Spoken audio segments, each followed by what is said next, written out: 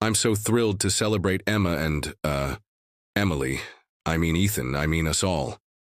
The room laughs, the bride smiles tight, and the speaker blushes a heroic shade. Was that chaos just chaos, or did something slip out on purpose?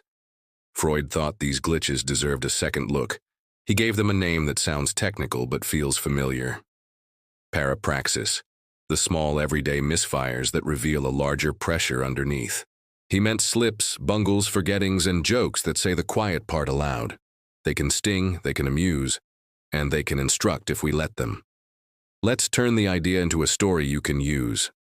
First, slips of the tongue, where forbidden thoughts sneak into speech. Think of the wedding toast that turns the groom into the bride's ex. Think of the manager who calls a promotion a demotion, then panics and laughs. In Freud's view, the mind juggles wishes, fears, and a public mask. Sometimes a wish elbows its way into a sentence and borrows the stage. Second, forgettings where the mind quietly avoids discomfort. You remember every lyric from high school, yet forget the time of a dreaded appointment.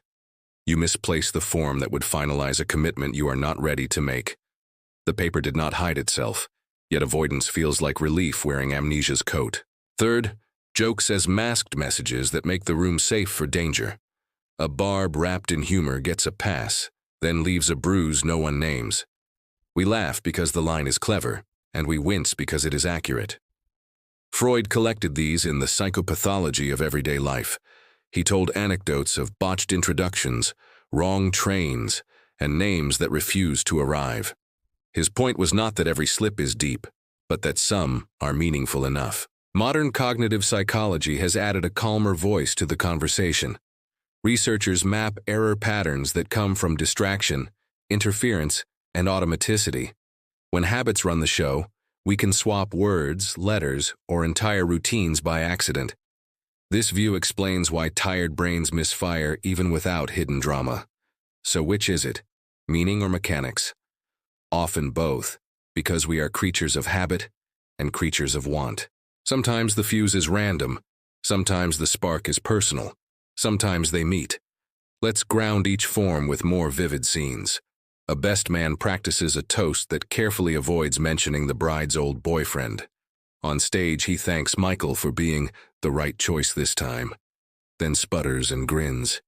He apologizes, yet a corner of the room nods at the accuracy. A student plans to talk with a professor about academic honesty. On the morning of the meeting, they accidentally set their alarm to PM. The body avoided the courtroom while the mouth keeps promising integrity tomorrow. A team shares a joke about a colleague's perfectionism that goes too far. Everyone laughs loudly because no one wants to be the delicate one. Later, the colleague works until midnight, alone with the echo of the punchline.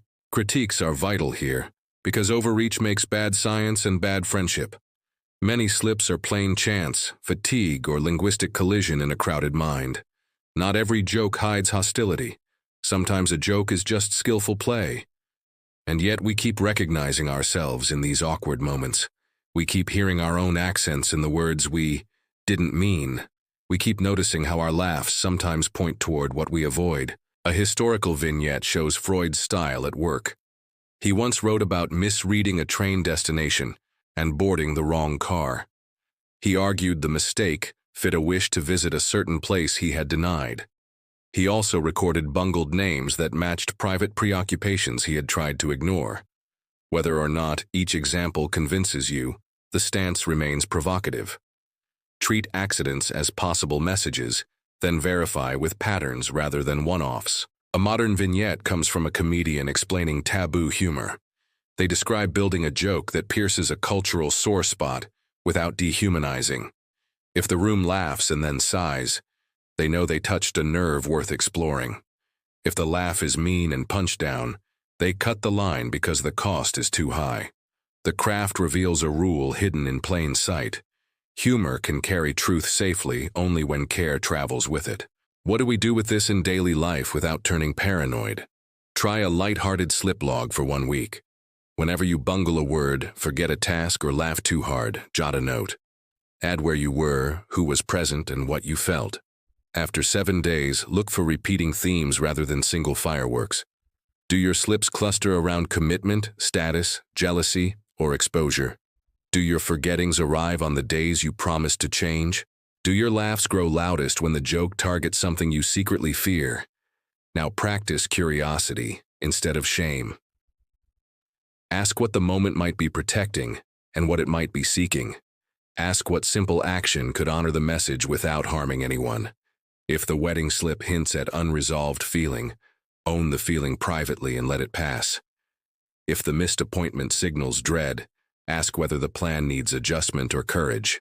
If the joke reveals edge, speak gently with the group about the line between wit and harm. Common mistakes are easy to make, so name them early. Do not overinterpret every accident like a detective chasing ghosts. Do not excuse cruelty as just a joke, because harm is still harm. Do not weaponize Freudian slip as a way to win arguments. Curiosity works best when it includes respect, repair, and restraint. The best synthesis keeps both explanations on the table. Mechanics explain why slips cluster when we are rushed and tired. Meaning explains why certain words, names, and targets keep showing up. Mechanics describe the road. Meaning explains why we drive there again. Here is a compact mental model to carry forward. Imagine a well-made mask you wear in public, polished and professional. A crack opens when pressure rises, and hidden feelings peek through the seam. Sometimes the crack shows fatigue. Sometimes it shows a wish that needs air. Either way, the glimpse invites a question before it invites a verdict. Ask yourself, what was I risking, and what was I trying to say? Ask, if this speaks for me, what would a kinder version say on purpose? You do not have to confess every thought to grow wiser. You only have to notice your own patterns and choose a better next line. Your mistakes are not prophecies. They are chances to tighten or loosen the mask. Your jokes are not sins or saviors. They are tools that require aim and care. Your forgettings are not always sabotage. Sometimes they are signals that a plan needs revisiting. If you enjoyed this video, please like, subscribe, and leave a comment. A slip may be small, but through its crack the larger mind sometimes whispers what it truly wants.